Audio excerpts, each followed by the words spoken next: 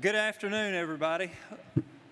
I regret to be the one to break up the good lunchtime fellowship, but if we're going to continue the momentum from this morning into the afternoon, that's what we're going to need to do. But do keep eating. We've got something really special coming up here with this plenary. But before I introduce the person who will lead the plenary that's coming up this afternoon, I just wanted to introduce myself. My name is Derek Singleton.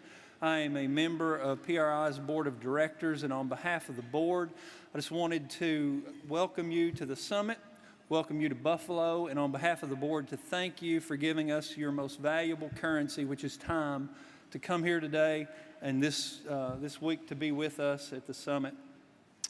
Before we introduce the plenary, though, I want to repeat something that I said at last year's summit.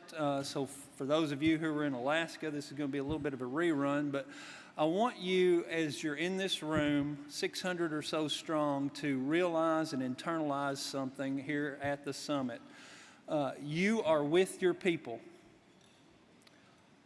You are the ones on the front line who are doing the important work to make rural America a better place for the next generation of our youth. And so thank you, and recognize that you are with your people. And that being the case, I'd like to ask you to do me a favor. Actually, 3 favors. But they're going to be easy to remember because it's alliterative. The first thing I'd like to ask you to do is to connect. Don't hang back by yourself. Find somebody that you don't know from a place you're not from and connect with them. And then communicate. Share with them what works in your place. Share with them what doesn't work in your place. And just listen to them do the same thing. And then last is to continue. Keep that connection with you through the year until you come to the summit next year. Give encouragement to each other, lift each other up, give advice to each other. That's what this is for, the chance for you to take advantage of being with your people. So with that done, I'm through preaching, and I would like to begin our plenary this afternoon. The afternoon plenary was co-designed in partnership with a team from Art of the Rural. This session utilizes the Smithsonian's long conversation format, which is a relay of short, unmoderated, 2-person dialogues around a common theme. Today's long conversation brings together 5 rural leaders in dialogue around roots and wings, what Dreama talked about this morning, sharing the work that they do to ensure that rural young people have strong connections to place and have opportunities to follow their dreams.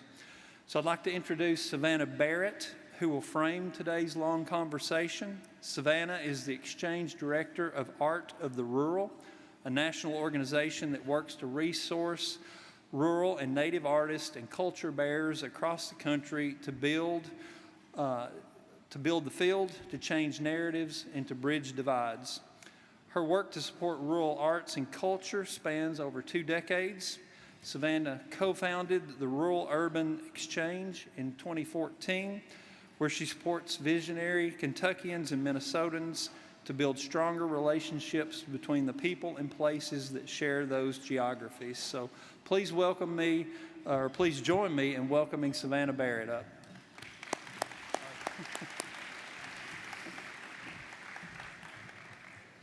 Hi, y'all. How you doing?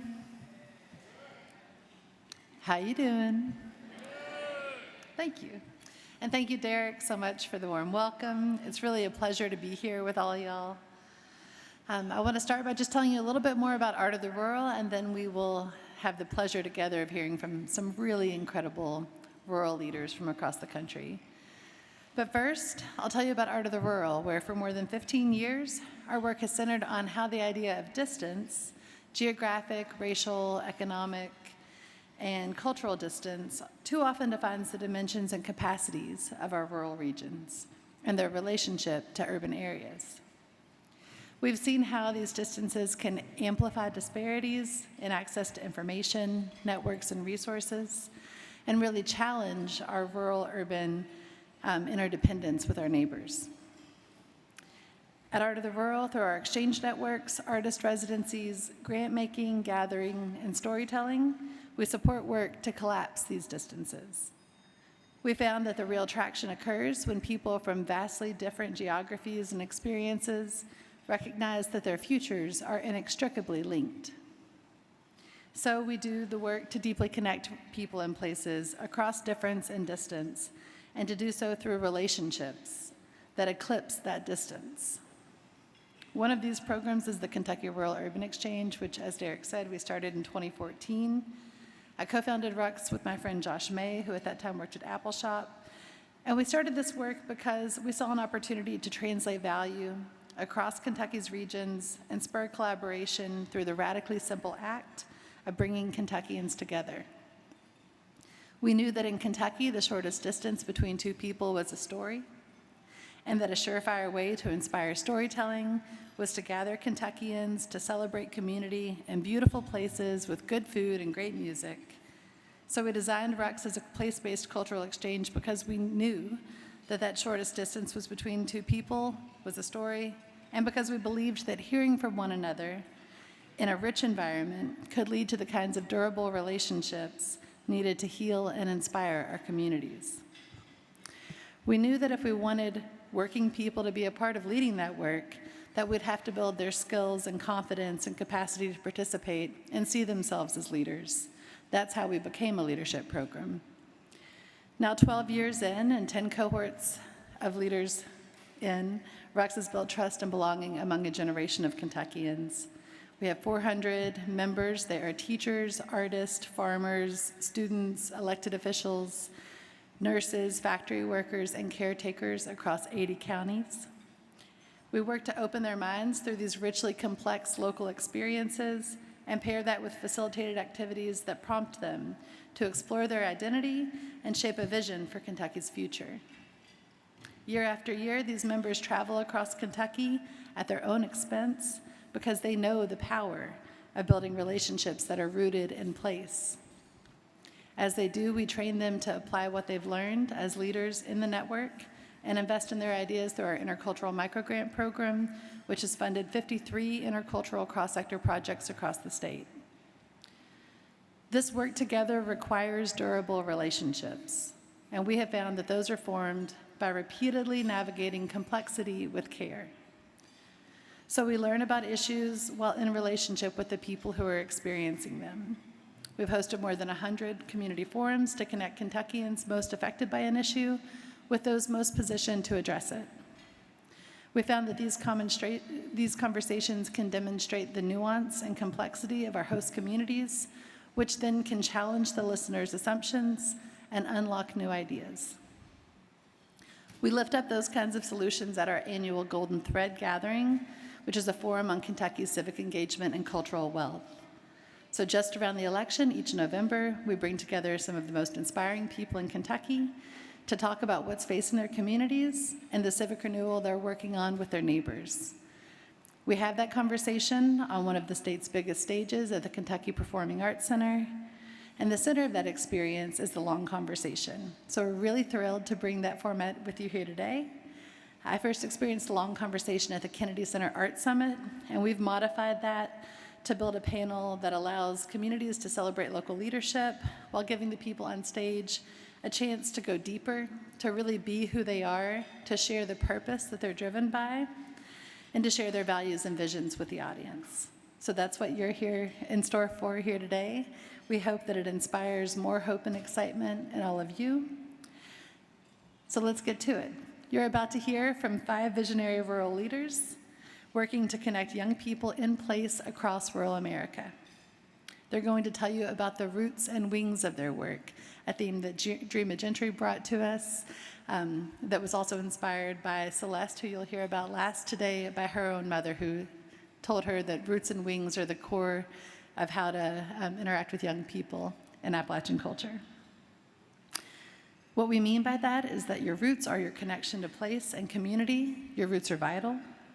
And how, like wings, you should reach from your roots towards opportunity and possibility. Here's how the long conversation's going to work, just so that you're all in on the format. My colleague Hannah Burt is going to be emceeing and introducing our speakers. In just a moment, I'm going to take a seat in the far chair. When Hannah introduces the first guest, Matt, he'll join me in the near chair. We'll start a conversation that will be 6 minutes long. 5 minutes in, you'll hear a single ding, a single chime. That means we have 1 minute left. At the conclusion of our 6 minutes, you'll hear a double chime. That means that's the end. I'll thank Matt, and I'll move off stage. Matt will take my seat and become the interviewer, and Marquita will take his seat as the new interviewee. Everybody got it? Awesome. All right. Good thing you've got it, because at the end, you're going to get to do a little version of it for yourself. One other thing to note, on the slides, which people can see somewhere, great, good. You'll first see a picture, right, like you do of this one, of Matt and I, and then next you'll see the photo that Matt is talking about when he talks about his roots. So those photos are an opportunity for you to really get to know these folks. All right, and with that, pleasure to introduce Hannah Burt.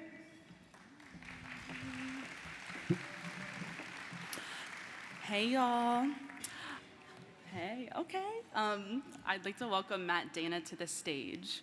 Matt is a Passamaquoddy community leader, cultural practitioner, and program developer from the Passamaquoddy Indian Township Reservation in Maine. Matt works at the intersection of tribal communities, economic development, and systems change in Washington County as the Working Community Challenge Partnership Director at Sunrise County Economic Council.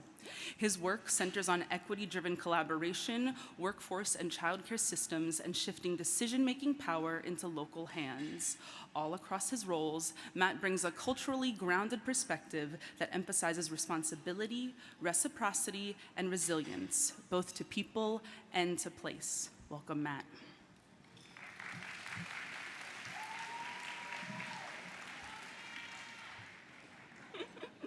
Matt brought his people.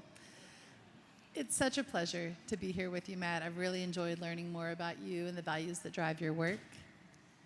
One of the things that really struck me as I've gotten to know you is the deep reverence that you hold for the people and the place that you come from, and in particular for the cultural traditions that really engage the natural environment that has sustained your people for tens of thousands of years in place. What an incredible legacy. I'd love to hear just a little bit more about your relationship to place. Absolutely. So this picture here that I brought, so Dreama asked me to send a picture of a place I feel connected to. This is on the Passamaquoddy Reservation at Indian Township in Maine. It's from the tribal government office building out overlooking Louis Lake. At the end of that point, there is an archaeological site of Passamaquoddy people that's over 10,000 years old. My people, my blood, my DNA has touched that land since time of creation. And in Passamaquoddy, we refer to ourselves as Skijinawug, which means people of the earth. So we are so connected to our environment. My people have been able to live off this waterway, this land, perform ceremony, culture, food harvest, and just to watch the sun rise for Turtle Island. And part of our responsibility is to greet the sun as it comes across Turtle Island. What a beautiful way of entering this conversation. I'd love to dig in a little further in that sense of responsibility. This is something that you really talked about when we were connecting earlier. Can you tell me a little bit about that? What a great privilege to live in place for so long and to really know who you are. Mm-hmm. What is the responsibility to honor your ancestors, and what is your responsibility to future generations? So I was fortunate enough to grow up in a family that was deeply connected in our culture and language and our ceremony. I think I took that for granted. Not everybody on our reservation had that access or had that ability. Many are still in survival mode. My family has a rich history of medicine, of culture, of language, of ceremony, how to live off the land. And those, I was, like I said, fortunate enough to grow up in that and learn those skills and pass them down from learning from my dad and my uncles and my aunts, and passing them down to my kids and nieces and nephews and my grandchildren now, and sharing those ceremonies within my family. The responsibility, and that's how, growing up in my Gram's household, that was what she stressed. It's our responsibility to carry this on, learn how to make baskets, learn the ceremonies, learn the songs, learn the culture, how our people interacted with our place. So those were passed on to me, and now I'm a grandfather. You know, I have 3 granddaughters that are 6, 4, and 3. And it's my responsibility to teach my children and to make sure my grandchildren know these things, that they know how to survive in the place that we have been for since time immemorial.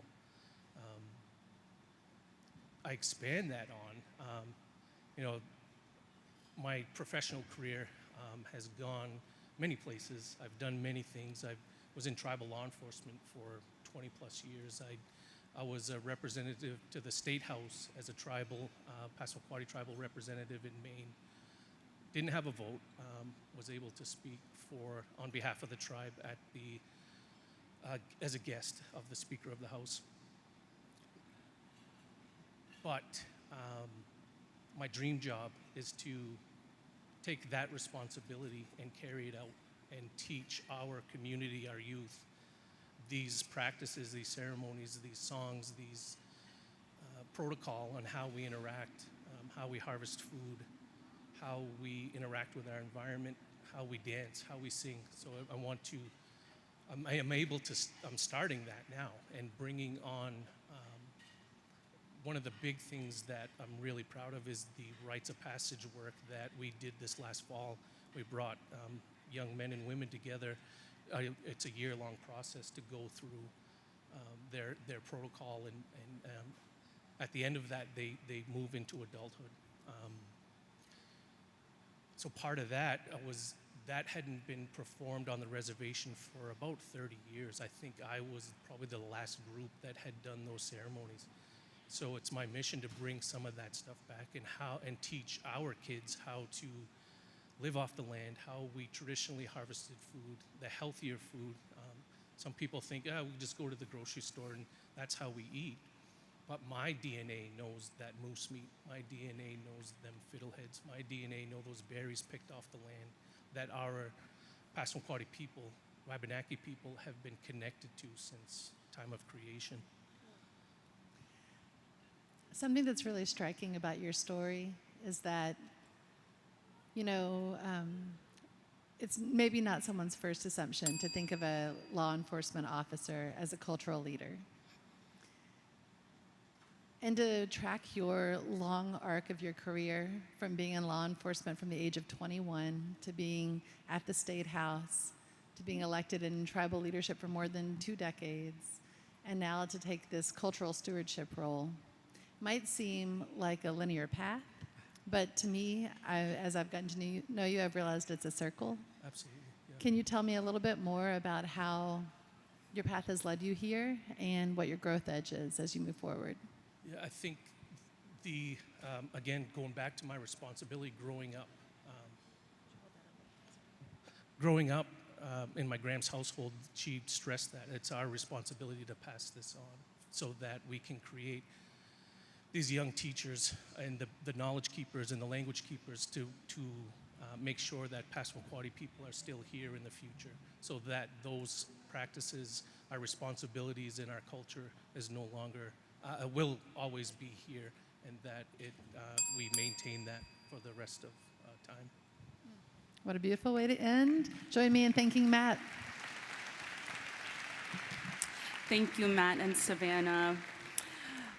Next, we'd like to call Marquita Thomas to the stage. Marquita serves as the inaugural Executive Director of Enterprise Muskingum, a cradle-to-career initiative in Muskingum County, Ohio, focused on education access, workforce readiness, and economic mobility. She is also the board chair of Impact Community Action Agency, one of Central Ohio's largest anti-poverty organizations, and chief strategy officer at Zane State College, where her professional work remains rooted in the same community Enterprise Muskingum exists to serve.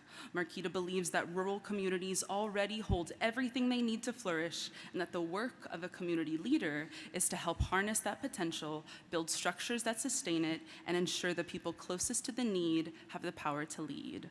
Welcome, Marquita.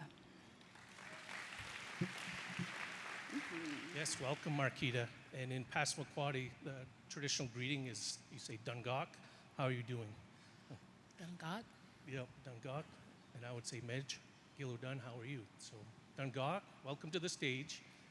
Thank you. So you just heard a bit about my connection to place and my responsibility. What is your connection to place and the roots of where you come from? Yes. So I'm from Steubenville, Ohio, and it's funny because people from Steubenville are very proud to say that they are from Steubenville. We even have T-shirts that say hashtag Steubenville made. And it's a town in the Ohio Valley that is characterized by generations of people who have worked in the steel mills, and they worked to build a community that really flourished for many, many decades. And you see this picture here, and I think about that. It's now part of the Rust Belt. However, the DNA that was coded in all of us from that region is just incredible. And so if you look up the word steel in the dictionary, you're going to see attributes such as, durable, resilient. There's a strength that no matter how much pressure you put on steel, you pull it, it's going to be really hard to break. It's highly heat resistant, and it's magnetic, right? So those are properties that you'll read when you learn about steel. And that is really just stamped in all of our DNA. And I think about how it shaped me as a young person in that area. Growing up, there's a confidence, there's a perspective that you can do anything. I'm laughing to myself because that magnetic attribute, folks in Steubenville will say we can sell raid to a roach and get what we want. But that's something that you carry with you. And so as I grew, and went through my formative years, moving on, I carried those attributes with me to the next place that really shaped me, and that was working for a utility where I spent 29 and a half years. So I started as a very young teenager and just recently left about 2 years ago. My role was really to, over time when I left, I was over learning and development. And I was responsible for making sure that the guys and gals who were on the front line had the support, resources, tools, training, and development that they needed to be able to do their job. Well, surprise, I don't know if I look like someone who's ever climbed a pole, but I have not. I've not ever built a substation. I have never commissioned a piece of equipment, but I was responsible for all of their learning and development. And so I was in a space where I did not look like the people who did the work. I was in a space where I was not readily and easily accepted at first, but I had to learn how to figure out what I brought to the table to build impact to help them thrive. And so that taught me the value of relationships. It taught me the value of seeing people, to understand their perspective, and I just became obsessed over my 29 and a half year career with how people thrive at work. And I made it my mission to really figure out how I could bring my skill set that was unlike any of what they had, in this engineering organization where no one looked like me, and I didn't have the experience. So figuring out how to make it so that I could support them and engage with them so that they could flourish. And that place really shaped my perspective. Over time, I realized that we had some values as an organization where we said we had values to look like the places in which we lived and worked. But as I was looking around as a leader responsible for these folks, I wasn't seeing it. So I made it my mission then in that place to try to figure out how to create access for Black and brown people and for women in technical spaces. And I did that work for a long time. And then priorities began to shift, and it wasn't important anymore. And I started to realize that I was bumping up against systems and barriers, even in that corporate space, that were going to make it virtually impossible for us to really change what I felt like should have been a simple math problem. Create access, give people the information, and they will come. People aren't hiding from jobs. People aren't, saying that they don't want these, they just don't have the information. Yep. So then I got mad and decided that I was going to start to walk in my purpose, right? That these places had shaped inside of me, and do some different work. And that took me to Zanesville, to Muskingum County, where I was able to, think about how I had been shaped and figure out ways to create access and opportunities. I'm still mad, but bumping up against these systems, but I'm doing it in partnership and in collaboration with others who have the same mission, who have the same goals. And as Hannah mentioned in my bio, I really believe that all of the solutions, right, to our problems are right in the communities that we live and work in. And so my job is to really help build that out. Yes, that's really beautiful, and it resonates. Just short amount of time left, so I'm going to ask this real quick. So in our culture, the water carriers hold a special place, and there's a sacred responsibility. How does that resonate with you and your work? Yeah, so, I talk a lot about pride and from where I'm from, but there's water that I carry as a young person, coming from not so great of circumstances, right? Some trauma and challenges. Yeah. And I just really feel compelled to help our children, our young people, really thrive in their spaces. So. Thank you so much for your work. Thank you, Matt and Marquita. Next, we'd like to call up Harold Burdett. Harold is a STARS college counselor at Vanderbilt University, where he supports high-achieving students in small-town and rural communities across Tennessee as they navigate the college-going process. His work centers on building relationships, strengthening partnerships, and designing programs that help students recognize possibility in themselves and in their futures. A first-generation college graduate from rural Kentucky, Harold earned his BA in Appalachian Studies from Berea College and his MED in Educational Leadership and Policy Analysis from East Tennessee State University. His work continues to be guided by a principle that has shaped his entire career: students first, always. Welcome, Harold. Welcome, Harold. Hi, everyone. So thank you so much for joining us on stage to have a conversation about roots and wings. And I want to talk to you about roots, being from Berea, and share with us a little bit about how place has shaped you. Okay, great. Well, place, oh my goodness, I'm not used to seeing that picture right there. Let's talk about that place for a second, or up there, I guess. I did not expect to talk about this specific place, but now I'm looking at it and I want to. So this picture was taken in 2017, I think. It's on Brindle Ridge Road in Rockcastle County, Kentucky, where I grew up. And oh wow, hey y'all, how's it going?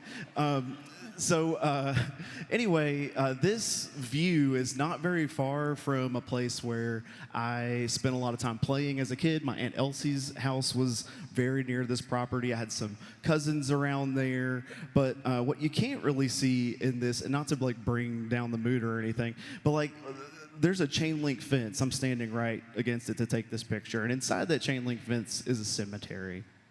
And in that cemetery, are people that mean a whole lot to me, including my own parents, my grandparents. I have a brother-in-law and a sister that's all in this beautiful resting place. And when I need a place to think of, I think of this specific day in November 2017.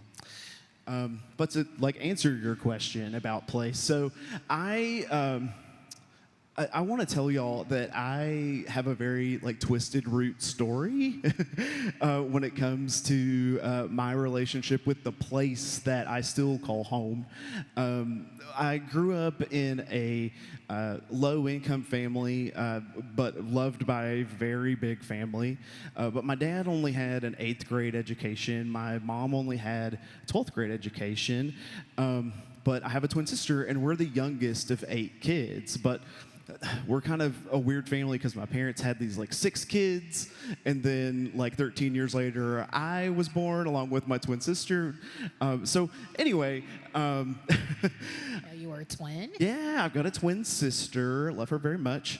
But we, my family really did not encourage me to think about college very much, just because like I had older brothers and sisters that had tried, and we'll just say they stopped that endeavor for one reason or another, and that created some fear between my parents. Are like, if you go to college, like you're gonna drop out, you're gonna have to pay back all this money and stuff. So I did not have like encouraging messages from home very much.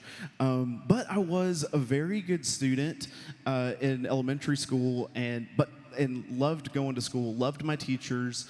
When I got to middle school, everything changed because there are 2 important programs that came into my life. One of them is a trio program called Educational Talent Search, and that gave me a real new sense of purpose and start thinking like more aspirationally and getting some of that support that I really needed from somewhere.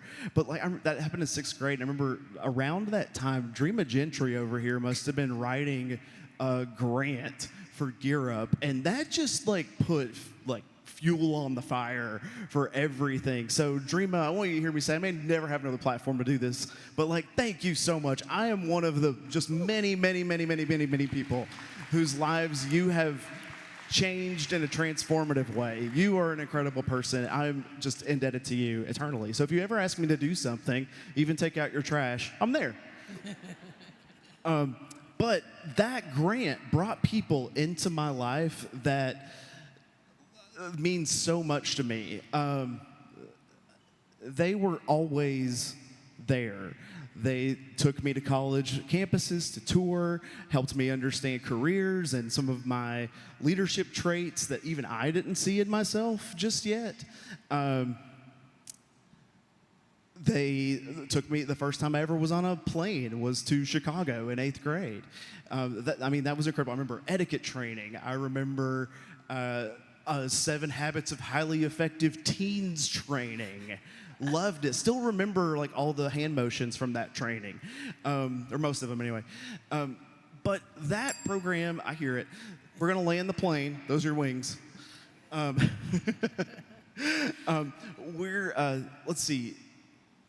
That program really like helped me understand like I am a first generation low income student that's pretty good in school. I need to figure out how to pay for college, and that program is why today I work in college access, right? Like I got to go to Berea College. Anybody? There it is. I know you're out there. I got to go to Berea College and got to graduate with no debt, and there really weren't any other colleges back then that had that focus. You know what I mean? Yeah. Yeah. So I know we have just a minute. I know this STARS program. Can you tell us a little bit about that? Sure. Yeah. So, okay, I'm in a really unique capacity. I see my team cheering in the background, and my wife. Hey, baby. The STARS program, STARS College Network, the STARS part is an acronym for Small Town and Rural Students. So the network itself is a commitment to adding more small town and rural students on some really selective campuses. I'm happy to talk with y'all one-on-one, but for now I gotta go. All right. Thank you so much. Great job, y'all. Thank you, Marquita and Harold. Next, we'd like to welcome Dr. Tasha L. Bradley to the stage. Dr. Bradley is a transformational higher education executive and scholar practitioner with progressive leadership experience across private liberal arts colleges, public honors institutions, and historically Black colleges and universities. And she currently serves as Chief Operating Officer at Wiley University in Marshall, Texas, with a BA from Florida A&M, a master's in higher education administration from the University of Kansas, and her doctorate on the history and philosophy of education from Florida State University. Dr. Bradley is a true scholar, author, and public intellectual. Dr. Bradley is a proud member of the Alpha Kappa Alpha Sorority Incorporated Nu Omega chapter and is a committed mentor, community servant, and champion of the HBCU mission. Welcome, Dr. Bradley. Hey, Dr. Bradley. Hi. I'm Harold. It's great to see you. See you too. So just yesterday, Dr. Bradley and I were talking about a shared place. That means a lot to both of us. Because I went to Berea College, and Dr. Bradley worked at Berea College when I was there. Yes. Yeah. So that's pretty cool. Circle. Yeah, total. There's so many full circle moments. Tell us something about your connection to place and community. So when I was thinking about this, thank you for that. When I was thinking about this, I started off with this whole story about, I wanted to tell y'all all about Wakanda, and that's where you're supposed to laugh. So I was going to tell you all about Wakanda and superheroes, and then I tripped and fell, and then I realized that I'm not a superhero and I am not immortal. So we're going to come out of the Wakanda moment. But in terms of place and space, the picture gives a little bit of context for me, and you find it incredibly interesting to get on a stage to start to share with people about place, people that you do not know, about something that seems incredibly private but also very public. And so I say that in the context of the students that I serve at Wiley University, and when I'm thinking about their journey, I'm thinking about them coming to the institution and what it means to be in two places at one time, the duality of that experience. So for me, I live in a very dual world. I am first generation American, and most people cannot pick that up when you first interact with me. I have to reveal that, and so I've been able to kind of walk through the world as a black person who is of Caribbean descent. But it also offers a chance for me to be able to always be in motion. So when I think of place and I think of home, for me, I was born and raised in Orlando, Florida, so that is my place. But home is this little island called Tortola, British Virgin Islands. And it is the place that resonates most with me, even though it is not truly my home. It's not where I was born. It is where a set of my people are from due to enslavement. And so for me, that idea of place has always been about coming and going. So as a young person, as a child, my family moved me back and forth between those two worlds very often as a way for me to find connection, as a way for me to be able to understand my roots and also understand what it means to not be of one place or another. So I move in a way that suggests that I am not from one place, I'm not from the other place, but I am from both places and many places all at the same time. And it has led me to really begin to be able to connect with students in a very particular way, being that I work at a college or a university. And when I think about their journey and I think about what it means, particularly for the students that I'm serving at a HBCU, where many of them are first generation, many of them are the hope and the dream of just not their family, but the ancestors, they're moving in a particular way where they have to decide every single day, do I come from something and don't go back? Or do I come from something and continue the legacy by connecting to my community and to my place? And so for me, it has offered an opportunity for me to place and make connection with them around that idea that you can be rooted in lots of different places at lots of different times in your life. And it is what you make of that and how you decide that you want to be in community with other people. So this picture, this image is actually me crossing the transatlantic or the Atlantic Ocean. I was calling it the Atlantic River. I don't know how that happened, but the Atlantic Ocean. And took a journey to think about what it meant and the privilege that I have as a person that gets to live free, if you will. And so in this journey, this picture is me waking up to my arrival in Barbados. So I came from Spain over as what they call the crossing. And this picture is also a representation for me of place and community, because it is the place in which many of people who look like me, who are in the diaspora, their ancestors found their way looking out, I like to believe. I don't believe that it was a sunset like this or a sunrise like this, excuse me, but I acknowledge them, and I acknowledge the fact that they are also part of my place. So them not necessarily knowing where they were going or what was going to happen to them was also very important for how I have shown up in the world and how I've begun to understand myself and the places that I come from and the communities that I represent. Thank you for sharing that. I think a lot of folks in the room can probably relate to a lot of what you just shared. I especially connect with that idea of duality that you shared, and sort of like that transitional idea of home and place. When you think about the work that you're doing today, how do you think your relationship with this idea of place and community informs the work that you do today with young people?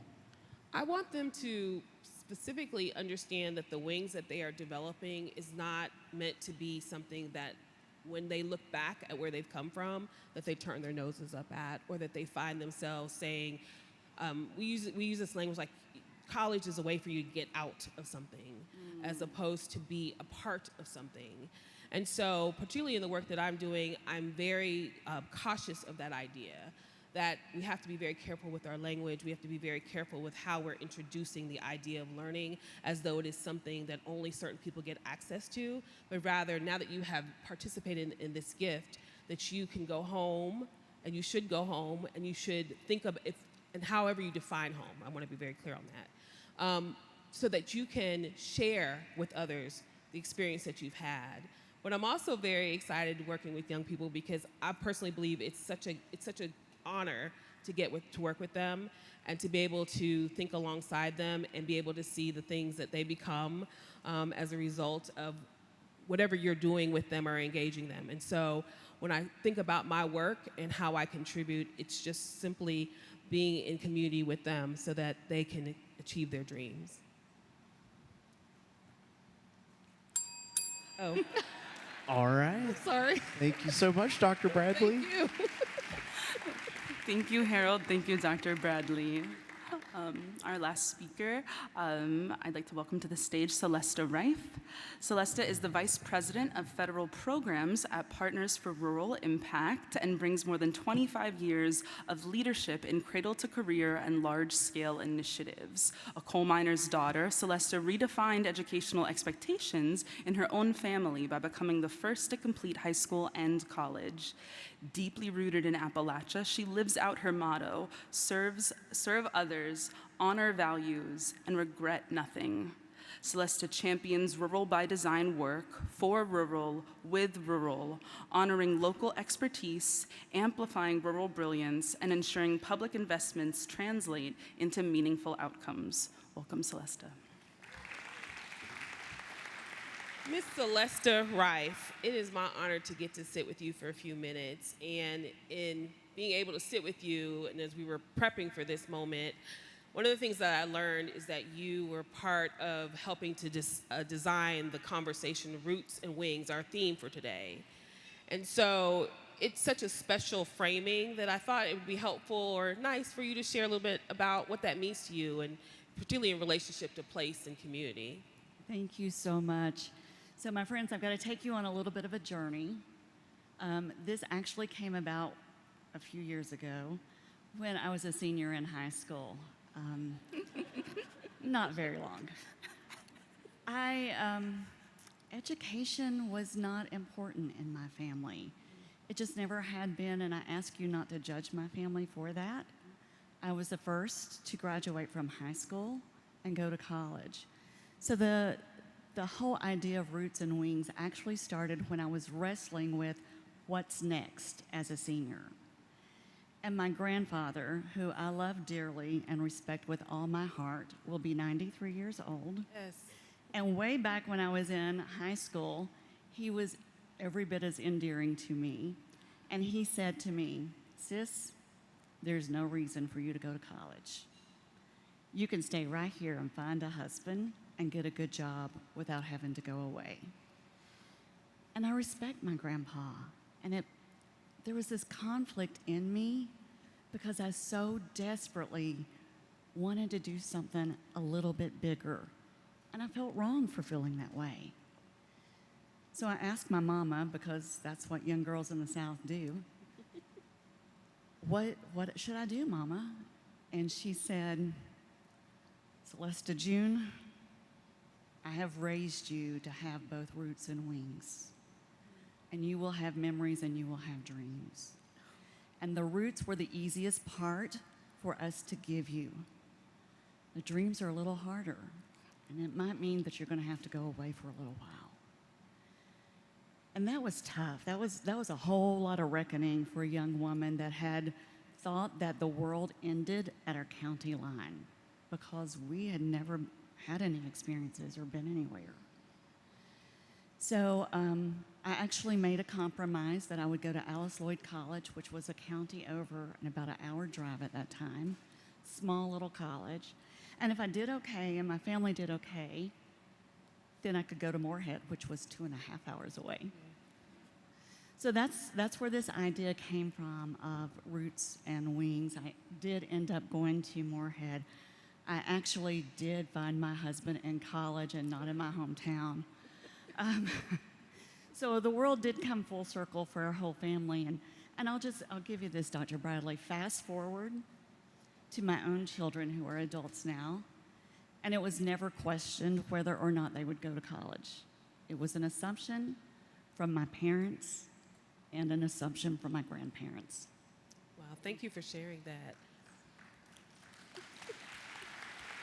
When you think about the part of the roots, and as you are currently working in Appalachia, can you share a little bit more about what you want for Appalachia as a part of you coming back or staying, if you will?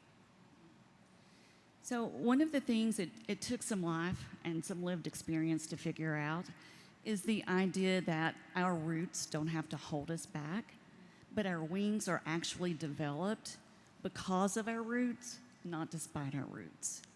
And so that's what I want. That's what I want for every single student in Appalachia and every single rural youth in America. It's the opportunity to explore whatever choice they want and to do so with confidence. I think, unfortunately, we live in this world that tries to interpret who we should be, and they make some fallacies with that, right? So there's some very uninformed stereotypes that try to bottle us down. And oftentimes our kiddos, they feel restricted by that and they don't have the confidence. So what I would love to see is this place in which students have an opportunity to lead and they can do so confidently, and knowing that that choice doesn't have to keep them in place, but they can come back to place. In the back, we were trying to solve the world's problems, and we did. So we just want y'all to come find us. We're ready right here. President, Vice President, we got you. Got you. So we just want to put that plug in. So as you are thinking about your wings, and you so eloquently placed us in this idea of how we can be full, is there any last thought that you have about what we could do to help think about how we support people in that wings conversation? Oh, my friend. My friends. We got to challenge our assumptions. We've got to have some hard conversations with self. We've got to be prepared to do the hard thing and to accept the things that we don't want to accept and we don't want to see in ourselves. Dr. Bradley and I had a great conversation about what is holding our country back and what is holding our kids back. And yeah, we need money, but we need money in the hands of the right people for the right purposes. Sadly, thank you, sadly, that does mean that we're going to have a little bit of awakening and make some hard choices. What is the hard that I can live with or live without? Thank you. Thank you, Ms. Celeste. Thank you. Thank you, Dr. Bradley. Thank you, Celesta.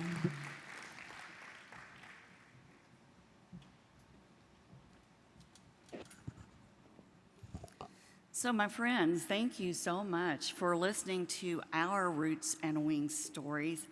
I hope you saw some through threads, particularly around caring adults and having this ability to have a strong identity and couple that with opportunity. Now, here's what I believe to be true. Each and every one of you in this room have your own version of a Roots and Wings story. There are people, there are places, there are moments that help shape who you are and who put you in this room at this very moment. You've had opportunities, you've had chances, and you're still creating possibilities. So at your table, there's a notepad, and we'd like to invite you to write your own Roots and Wings story. Jot down the things that are relevant. Who helped develop your roots or your wings? Who helped you grow? What connects you to showing up every single day for youth? And here's what I'm real curious about. What are the possibilities that you continue to create day in and day out? And what's next for those possibilities? Because I know that when you get to that self-awareness and that understanding, that you're going to be more intentional and more powerful about helping others discover their own roots and their own wings.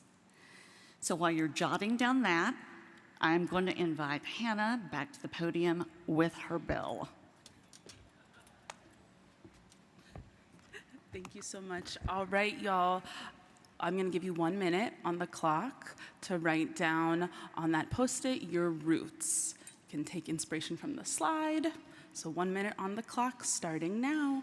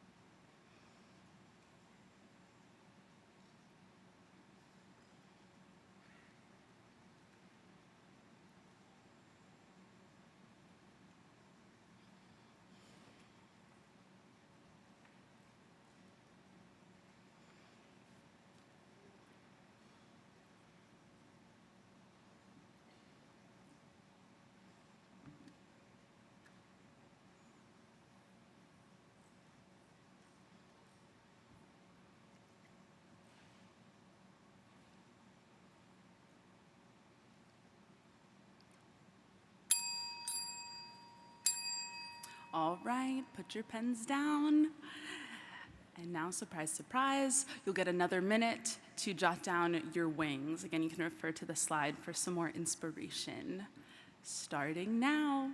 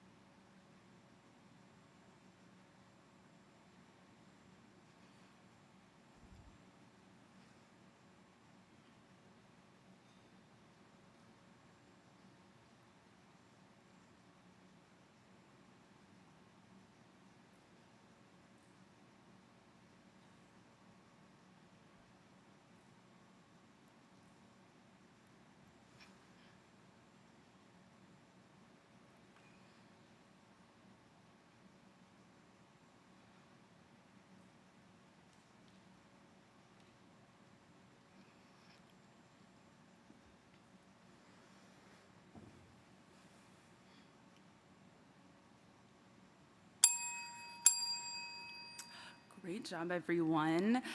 Thank you so much for contributing to the conversation. You'll leave those Post-it notes at your table, and then another time later in the conference, when you come back to this room, you'll see them get implemented in a really beautiful art display.